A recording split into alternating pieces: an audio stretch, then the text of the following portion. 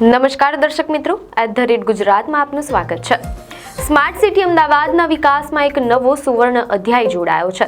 વડાપ્રધાન નરેન્દ્ર મોદીના make in India અને આત્મનિર્ભર ભારતના સંકલ્પને સાકાર કરતી પ્રથમ સ્વદેશી મેટ્રો ટ્રેન હવે અમદાવાદની શાન વધારવા માટે તૈયાર છે। મુખ્યમંત્રી ભૂપેન્દ્રભાઈ પટેલે પશ્ચિમ બંગાળના કોલકાતા નજીક ટીટાગઢ રેલ સિસ્ટમ્સના અત્યાધુનિક પ્લાન્ટની મુલાકાત લીધી હતી અને ત્યાંથી અમદાવાદ મેટ્રો માટે ખાસ તૈયાર કરવામાં આવેલા પ્રથમ મેટ્રો કોચનું ભવ્ય લોન્ચિંગ કર્યું હતું। આ માત્ર એક ટ્રેન નથી, પરંતુ અમદાવાદીઓની મુસાફરીને વધુ ઝડપી, સુરક્ષિત અને આધુનિક બનાવવાની દિશામાં એક મજબૂત ડગલું છે।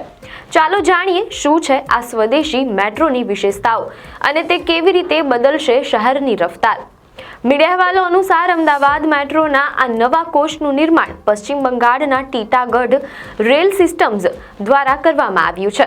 અત્યાર સુધી આપણે મેટ્રો ટેકનોલોજી અને કોચ માટે વિદેશી કંપનીઓ પર નિર્ભર રહેવું પડતું હતું, પરંતુ હવે આ સંપૂર્ણ made in India metro train ભારતીય એન્જિનિયરોની કુશળતાનો પુરાવો આપી રહી છે। મુખ્યમંત્રીએ પ્લાન્ટનું નિરીક્ષણ કરીને તેની ગુણવત્તા અને નિર્માણ કાર્યની પ્રશંસા કરી હતી।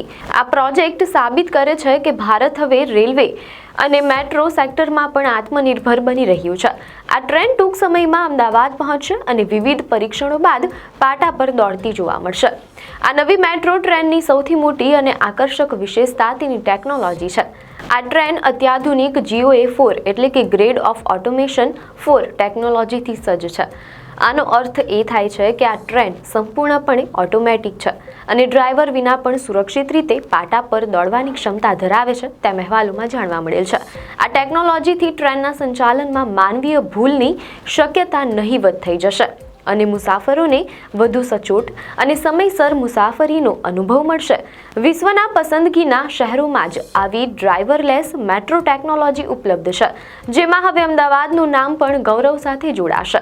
ટીટાગઢમાં લોન્ચ કરવામાં આવેલા આ મેટ્રો કોચ માત્ર ટેકનોલોજીમાં જ આગળ નથી, પરંતુ દેખાવમાં પણ આકર્ષક છે। આ ટ્રેનની ડિઝાઇનમાં અમદાવાદની ઐતિહાસિક વિરાસત અને આધુનિક સંસ્કૃતિનો અદ્ભુત સમન્વય કરવામાં આવ્યો છે। ટ્રેનના આંતરિક અને બાહ્ય ભાગમાં શહેરની ઓળખ સમાન સ્થાપત્ય અને સાંસ્કૃતિક તત્વોને પ્રદર્શિત કરવામાં આવ્યા છે। મુસાફરો જ્યારે આ ટ્રેનમાં બેસે ત્યારે તેમને આધુનિક સુવિધાઓની સાથે સાથે પોતાના શહેરની સંસ્કૃતિ સાથે જોડાયેલા હોવાનો અહેસાસ પણ થશે। આરામદાયક સીટો, હાઈટેક ડિસ્પ્લે અને સુરક્ષા માટે કેમેરા જેવી તમામ સુવિધાઓ અહીં ઉપલબ્ધ છે। મુખ્યમંત્રી ભૂપેન્દ્ર પટેલે આ પ્રસંગે જણાવ્યું હતું કે અમદાવાદમાં મેટ્રોની સુવિધા શરૂ થયા બાદ શહેરના મુખ્ય રસ્તાઓ પર ટ્રાફિકનું ભારણ નોંધપાત્ર રીતે ઘટ્યું છે। હાલમાં અમદાવાદમાં દરરોજ 1.6 લાખથી વધુ લોકો મેટ્રોનો ઉપયોગ કરી રહ્યા છે। નવી સ્વદેશી ટ્રેનો આવવાથી મેટ્રોની ફ્રીક્વન્સી વધશે, એટલે કે મુસાફરોને ટ્રેન માટે લાંબી રાહ જોવી નહીં પડે। આનાથી વધુમાં વધુ લોકો જાહેર પરિવહન તરફ વળશે, જેનાથી પ્રદૂષણમાં ઘટાડો થશે અને લોકોનો કિંમતી સમય પણ બચશે। અમદાવાદ માટે આ પ્રોજેક્ટ પર્યાવરણ અને વિકાસ બંનેની દ્રષ્ટિએ સીમાચિહ્નરૂપ છે। મુખ્યમંત્રીએ આ લોન્ચિંગ દરમિયાન વધુ એક મહત્વની જાહેરાત કરી હતી। મીડિયા અહેવાલો અનુસાર તેમણે જણાવ્યું હતું કે અમદાવાદ બાદ હવે સુરત શહેરને પણ ખૂબ જ જલ્દી આવી જ આધુનિક અને સ્વદેશી મેટ્રોની ભેટ મળવાની છે। સુરત મેટ્રોનું કામ પણ તેજ ગતિએ ચાલી રહ્યું છે અને ત્યાં પણ ટીટાગઢ દ્વારા નિર્મિત અત્યાધુનિક કોચનો જ ઉપયોગ કરવામાં આવશે। ગુજરાતના 2 મોટા મહાનગરોને મેટ્રો દ્વારા જોડવાની અને શહેરી ટ્રાન્સપોર્ટને વૈશ્વિક સ્તરનું બનાવવાની સરકારની નેમ આ પ્રોજેક્ટ્સ દ્વારા સ્પષ્ટ દેખાય છે। સુરતવાસીઓ માટે પણ આ સમાચાર ખૂબ જ પ્રોત્સાહક છે।